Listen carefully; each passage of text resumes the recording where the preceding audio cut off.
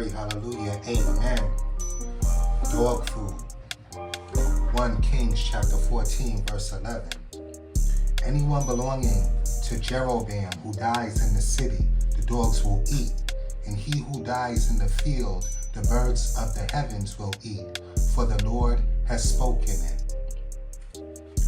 Job chapter 30, verse 1. But now those younger than I mock me, whose fathers I disdained to put with the dogs of my flock. Exodus chapter 11, verse 7.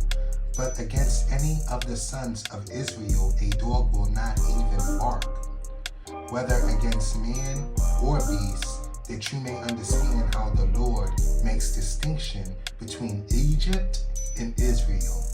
Jonah chapter 4, verses 10 and 11. But the Lord said, you have been concerned about this plant, though you did not tend to